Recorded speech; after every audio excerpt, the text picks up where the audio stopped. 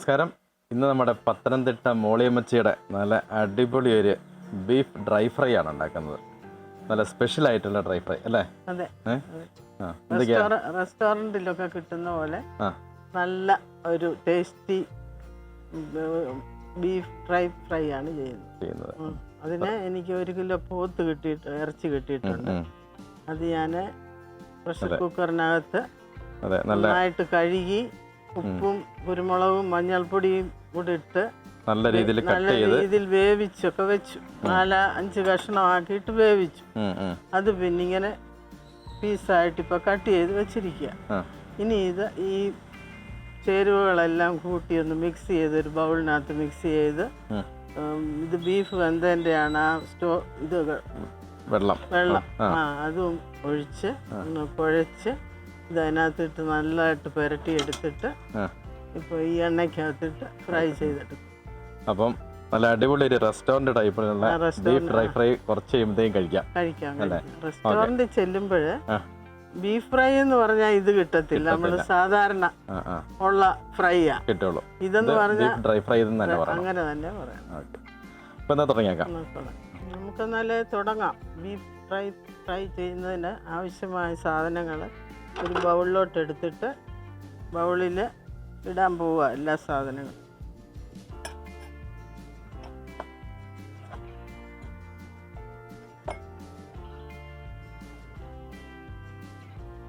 രണ്ട് സ്പൂണ് ഇഞ്ചി പേസ്റ്റ് ആക്കിയത്, വെളുത്തുള്ളി,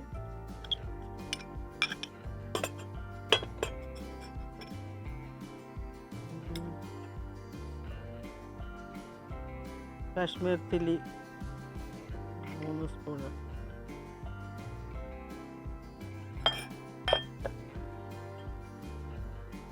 കുരുമുളക് പൊടി 3 സ്പൂണ്. ഫ്രൈക്ക് നല്ലതുപോലെ കുരുമുളക് നല്ല ടേസ്റ്റിയാണ്.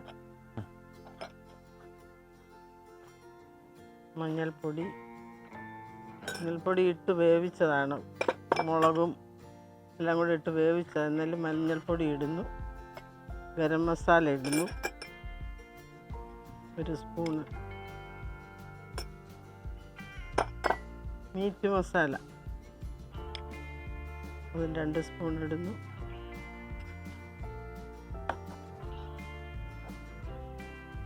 ഇത് പെരുംജീരകം പൊടിച്ചത്,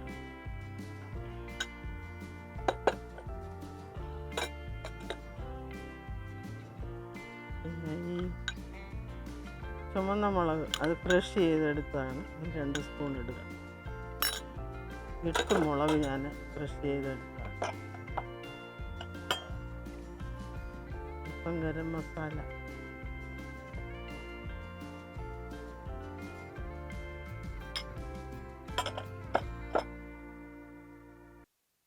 ഇതിൻ്റെ അകത്തേക്ക് 2 സ്പൂണ് കോൺഫ്ലവറിൻ്റെ പൊടിയാണ്.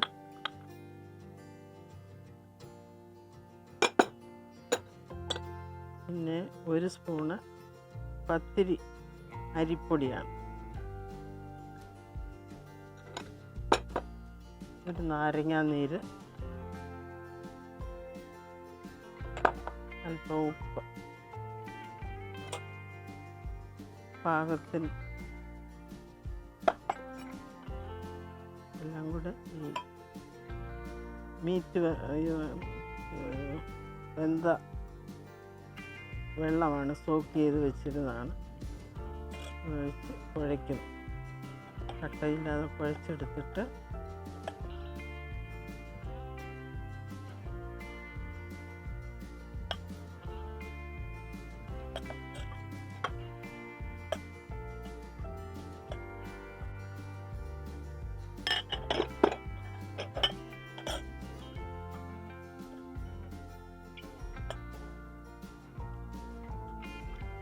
ഇനിയും ഇതിലേക്ക് ഈ മീറ്റ് പെറുക്കിയിട്ട്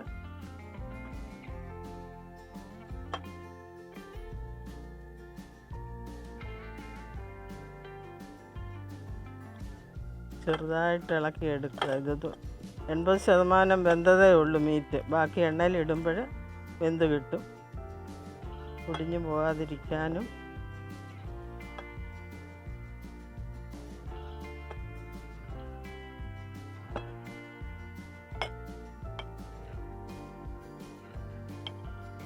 അങ്ങനെ ഈ മസാലയെല്ലാം പുരട്ടി ഇത് വെച്ച് ഒരു അരമണിക്കൂർ റെസ്റ്റ് ചെയ്യാനായിട്ട് നമുക്ക് വെക്കാം. അങ്ങനെ അരമണിക്കൂറായി നമ്മുടെ ബീഫ് ഡീപ് ഫ്രൈക്ക് എല്ലാം മസാല പുരട്ടി വെച്ചിട്ട് ഇനിയിപ്പം നമുക്ക് എണ്ണയിൽ വറുത്തെടുക്കാം. അങ്ങനെ നമ്മുടെ ബീഫ് ഡീപ് ഫ്രൈക്കുള്ള മസാലയെല്ലാം പുരട്ടി അത് അരമണിക്കൂർ കഴിഞ്ഞിരിക്കുകയാണ്. ഇനി നമുക്ക് എണ്ണയിലിട്ട് വറുത്ത് കോരിയെടുക്കാം. ഗ്യാസ് ഓണാക്കി സ്റ്റൗ കത്തിച്ചു, നമ്മൾ പാൻ വെച്ചു. ഇനി എണ്ണ ഒഴിക്കുകയാണ്. കുറച്ച് കുക്കിംഗ് ഓയിലാണ് ഒഴിച്ചിരിക്കുന്നത്. വെളിച്ചെണ്ണയിൽ ഒഴിച്ചാൽ നല്ല ടേസ്റ്റി ആയിരിക്കും. അപ്പോൾ എല്ലാവർക്കും വെളിച്ചെണ്ണ ചിലപ്പോൾ പറ്റത്തില്ല, അതുകൊണ്ടാണ് ഞാനിത് ഉപയോഗിക്കുന്നത് കൊണ്ട് ഞാൻ ഈ എണ്ണ എടുത്തു. നമ്മുടെ എണ്ണ തിളച്ചിട്ടുണ്ട്. ഇനി ഓരോ പീസായിട്ടെടുത്ത് ഇട്ട് നമുക്ക് ഫ്രൈ ചെയ്തെടുക്കാം.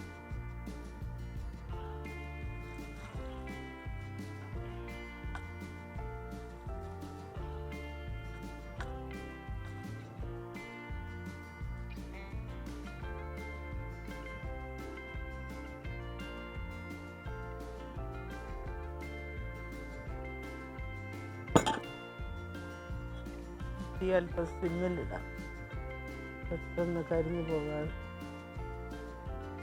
നമ്മുടെ ബീഫ് ഒരു സൈഡ് മറിച്ചിടാറായിട്ടുണ്ട്, നല്ല പാകത്തിനായി വരുന്നുണ്ട്.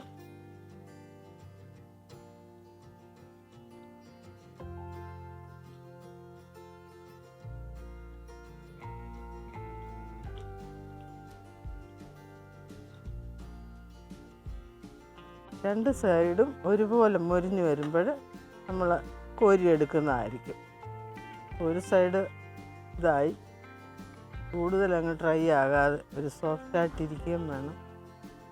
അങ്ങനെ നമ്മുടെ ബീഫ് ഡ്രൈ ഫ്രൈ റെഡി ആയിട്ടുണ്ട്. നമുക്കത് കോരിയെടുക്കാം.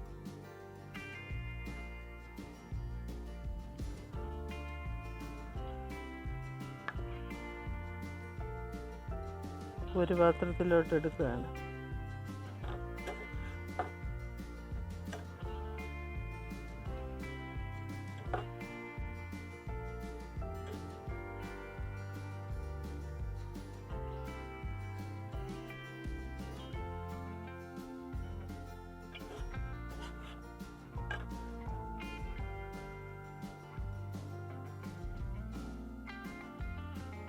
ഇനി ഞാനൊരു 8 പച്ചമുളക് കീറി വെച്ചിട്ടുണ്ട്, അതുകൂടെ ഒന്ന് വറുത്തെടുത്ത് ഇതിനകത്തിടും. പിന്നെ കുറച്ച് കരിയാപ്പില. ഇപ്പോഴേ ബീഫ് വറുത്ത എണ്ണയിൽ തന്നെയാണ് ഇതിട്ട് ഫ്രൈ ചെയ്യാൻ പോകുന്നത്. ആ എണ്ണയ്ക്കകത്തിട്ടു അതൊന്ന് വഴന്ന് മൂക്കാറാകുമ്പോൾ ഈ കരിയാപ്പില ഇട്ട് മൂത്ത് കോരി ഇതിനെ മുകളിലോട്ടിട്ട് നമുക്കെടുക്കാം. നല്ല പച്ചമുളക് മൂത്തിട്ടുണ്ട്, അതിനകത്തോട്ട് കുറച്ച് കരിയാപ്പില. പച്ചമുളക് മൂത്തതിനകത്തോട്ട് ഒരു പിടി കരിയാപ്പില കൂടി ഇട്ടു. ഈ എണ്ണയ്ക്കകത്ത് തന്നെ ഫ്രൈ ചെയ്ത് ഇതിൻ്റെ മുകളിലോട്ട് ഇടുകയാണ്. ഗ്യാസ് ഓഫ് ചെയ്യുകയാണ്. ഇനി ഇത് കോരിയെടുത്ത് ഈ ഫ്രൈ ചെയ്തതിനെ മുകളിലോട്ടിടും.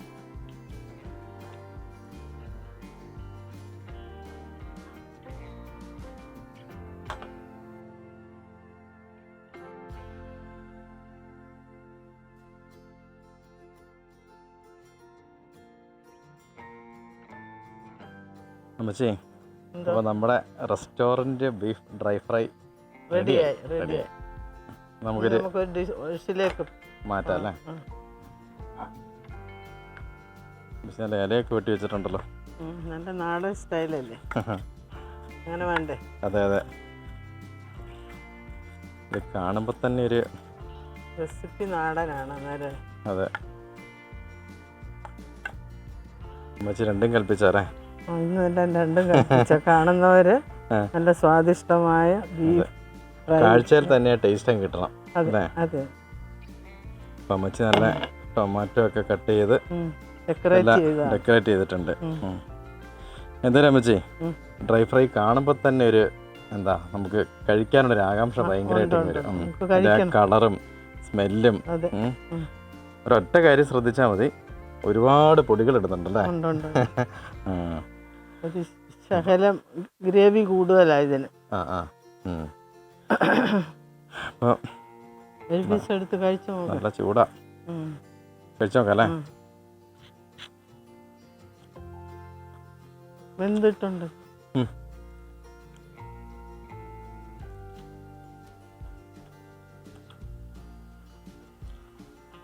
നല്ല അസല് റെസ്റ്റോറൻറ്റിൽ കിട്ടുന്ന സെയിം ബീഫ് ഫ്രൈ.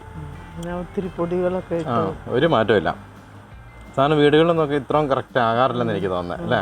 വീടുകളിൽ ചുരുക്കമാണ് ഇങ്ങനെ ചെയ്യുന്നത്. വല്ല പ്രധാനമായിട്ട് എന്തെങ്കിലും കാര്യത്തിനൊക്കെ ചെയ്തിട്ടില്ല. അല്ല, അന്നേരം ഇങ്ങനെ പാകം ചെയ്താൽ ഇത്രയും അങ്ങ് പെർഫെക്റ്റ് ആകാറില്ല പല സ്ഥലത്തും. ഇത് ശരിക്കും നമുക്ക് നല്ല റെസ്റ്റോറൻറ്റൊക്കെ പോയി ഓർഡർ ചെയ്യുമ്പോൾ കിട്ടുന്ന അതേ സെയിം ടേസ്റ്റിൽ നമുക്ക് കഴിക്കാൻ വന്നാലും. അപ്പം അമ്മച്ചി പറഞ്ഞ പോലെ തന്നെ തനി റെസ്റ്റോറൻറ്റ് ടേസ്റ്റിലുള്ള എല്ലാവരും കാണുന്നവരെല്ലാം ഉണ്ടാക്കി നോക്കണം. അടിപൊളി ബീഫ് ഫ്രൈ ആണ്. പിന്നെ ഈ പറഞ്ഞ പൊടിവറങ്ങളെല്ലാം ഒന്ന് ശ്രദ്ധയോടെ നോക്കണമെന്ന് മാത്രം. കുറേ ഇൻഗ്രീഡിയൻസ് ഉണ്ട് അല്ലേ? അതെല്ലാം ഓർത്തിരുന്ന് കൃത്യം ചേർക്കണം. അതെല്ലാം കൂടെ ചേർത്ത് വരുമ്പോഴത്തേക്കും ഈ ടേസ്റ്റ് കിട്ടും. അപ്പം എന്തായാലും അടിപൊളി ഐറ്റം, ഒത്തിരി ഇഷ്ടപ്പെട്ടു. അപ്പം നമുക്ക് ഇനി പുതിയൊരു വീഡിയോയുമായിട്ട് വരാം. അപ്പം എല്ലാവർക്കും ബൈ. എല്ലാവരും കമൻറ്റ് ചെയ്യണം, സബ്സ്ക്രൈബ് ചെയ്യണം. അതെ, അപ്പോൾ വീണ്ടും കാണാം അല്ലേ? അതെ.